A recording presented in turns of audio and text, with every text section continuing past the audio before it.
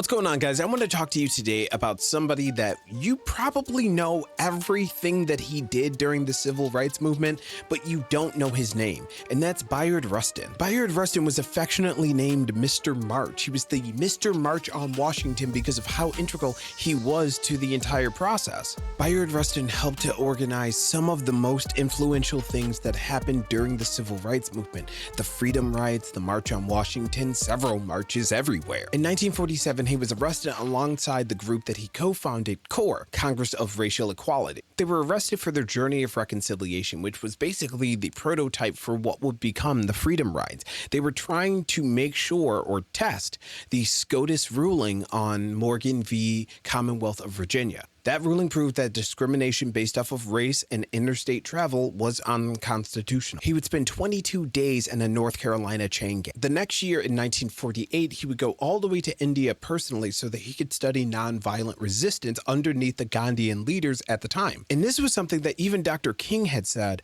he didn't have more than an academic understanding. Bayard going to India and Africa to learn these things was incredibly important for the movement because when he got back, he was able to teach the civil rights leaders here. He was a key advisor during the Montgomery bus boycotts. It would help Dr. King found the Southern Christian Leadership Conference.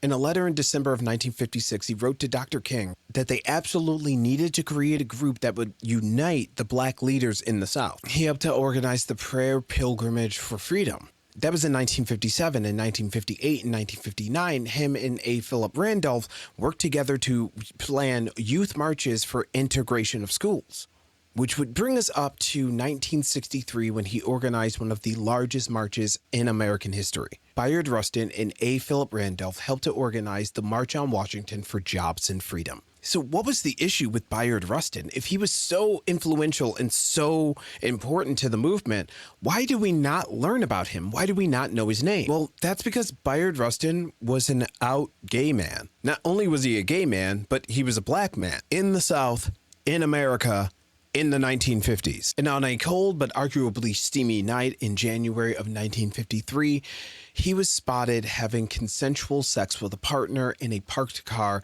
outside of a venue after an event. He had just given an amazing speech and he was exhilarated. One thing led to another, but at the time, being gay was actually the crime that he committed. It was common for gay men that were in consensual relationships to be arrested and jailed simply for the fact that they were in those relationships. I cannot stress enough that all of these acts were consensual, but even still, they would make these men register on the sex offenders list. Even through being arrested for a moral cause, this never actually stopped him from being out. Although he never spoke about it too often, he was not a closeted gay man. He was definitely out. And after his arrest in 1953, it just was common knowledge, which unfortunately came with a couple of things. There was a lot of pressure coming down from the more conservative politicians that were working with the Southern Christian Leadership Conference, the SCLC. Now remember, that was the organization that Bayard Rustin and Dr. King had been working together to create. And slowly it became commonplace to put him more and more and more in the background, even though they still needed his mind for logistics and execution. Whether the civil rights leaders liked it or not, Bayard Rustin was one of the best strategists that they had. And even Dr. King said that the movement wouldn't have been able to be where it was had it not been for him. Bayard Rustin was named the deputy director of the March on Washington. And Senator Strom Thurmond tried his best to bring up his old arrest record,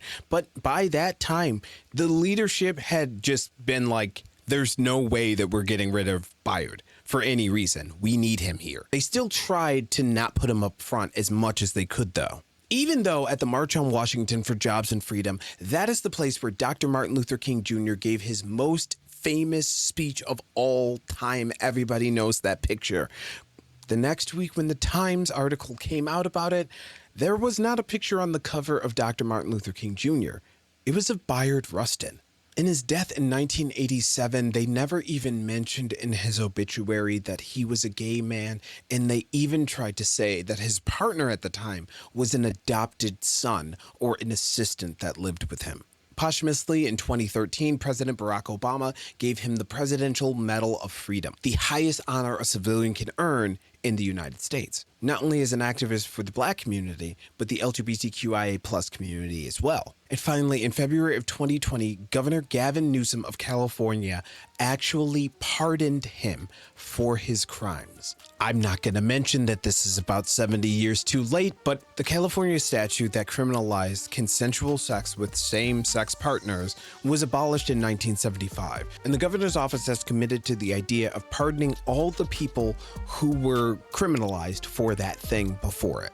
Well, I hope you guys learned something about Mr. Marshawn Washington himself, Bayard Rustin.